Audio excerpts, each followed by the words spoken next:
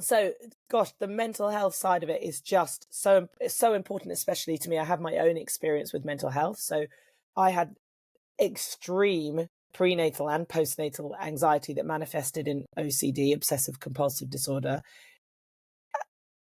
It was really quite severe. I mean, when I had OCD comes in many forms. I had tapping and counting. So I would feel like I would need to tap in this space 5 times or step over a crack in the road. That was sort of how my OCD manifested.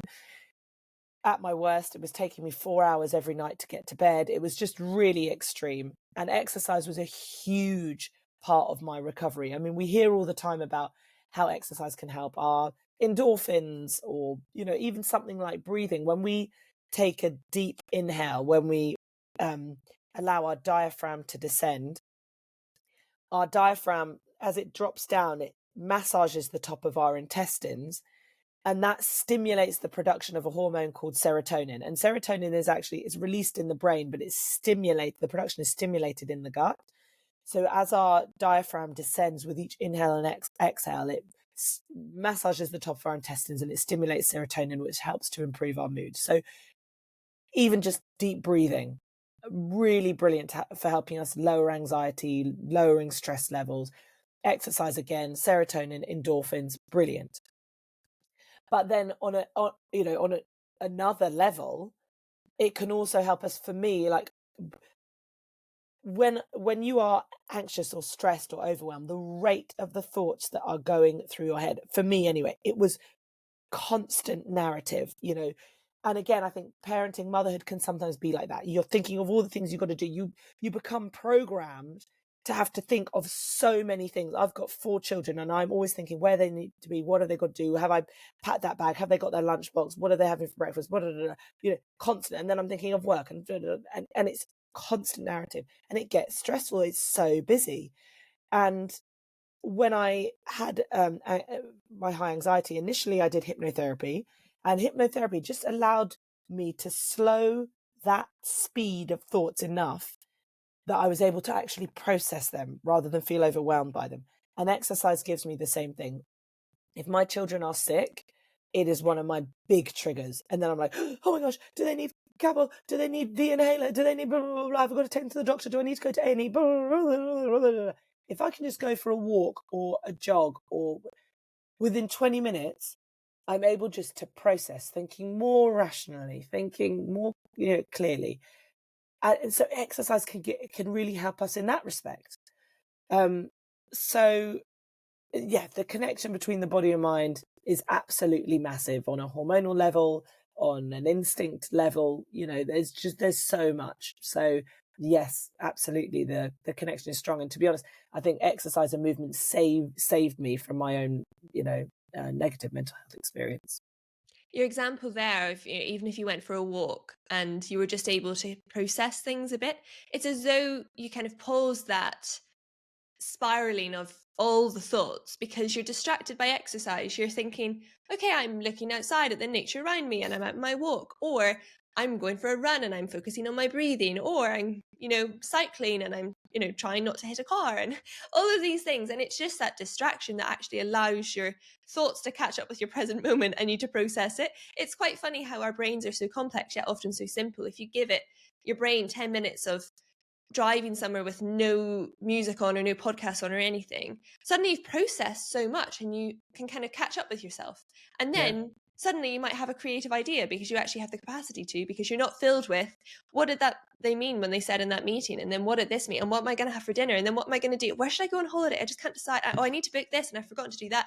But actually you think, oh well, actually that'd be a really good idea, and maybe I should write that down, or oh hold on, like what happens, maybe in your own specialization you might have a really good business idea, or something might just click, or a conversation you've had with a client. Maybe you're like, oh, hold on, that's a really good point. I should research that a bit more. And you can just catch up with it. And that's, I think, where we can feel a bit more like ourselves, because that's how our brain will work authentically when we're not filling it with crap, really, whether it's just information or worries or just constant consumption of things, of media.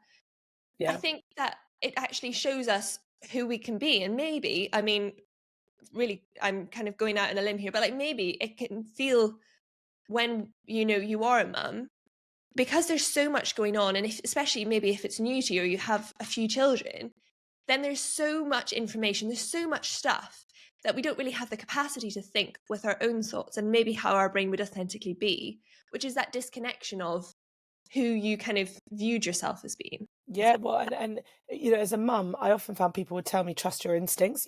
For example, if my children were sick and I'd take them to the doctor, they'd be like, they're fine, but you're the mum, so trust your instincts and bring them back. Well, if you're stressed or you have anxiety, it is very difficult to tell what is the difference between a stressed thought or an anxious thought and an instinct. It's I couldn't tell, and I was like, yeah, but I'm worried and I'm stressed and when you do that, and like I said, it slows the rates of thoughts, I was able to then distinguish between what's my instinct telling me and what is anxiety driven. And then I was able to sort of dismiss the anxiety and focus on the instinct. So yeah, absolutely. It helps us with clarity of thought. And to kind of close off this conversation where we've covered a lot, what would be the main kind of points that you'd want someone to take away? What are the summary points that you think are most important in the work that you do with women in fitness? What would you like them to kind of take away from this conversation? It really would be that shatter the stereotype, that I think, and I mean that in a few ways, but firstly, when it comes to physical fitness and physical recovery, there will be an answer for you. If, like I said, with the pelvic floor, it could be your pelvic floor's tight, could be your pelvic floor's weak. It can feel overwhelming because there are just so many options. Every woman, every pregnancy, every postpartum experience is unique. There will be an answer for you. So, you never feel that hopelessness of okay, I'm just going to have to live this way. There will be an answer for you. It just takes, exploring what it is that your body specifically needs. But also, that I found it really empowering, maybe daunting, but really empowering to know that there is no one way to be a mother. There's no one way to be a good mother. And you can feel empowered in yourself as a woman and be a fantastic mother. And, I think that can allow women this incredible freedom and power to be able to create their lifestyle the way that works for them, not the way that society tells you you've got to be or what you've got to do or how it's going to pan out. You really can curate a motherhood that works for you. And I think that's really important. And that would be like my key takeaways that I would love women to get from this conversation would be that there is going to be an answer out there for them. So keep looking for your answer, keep, pushing to get the answers that you need. And also to know that your possibilities are limitless. Having children is fantastic. And yes, absolutely, our priorities shift. And there are times when I don't do something because my role as a mum is where I'm needed the most. But we can absolutely do, our opportunities are limitless. We are not labeled into one way of being a mum. We can be whatever type of mum we want.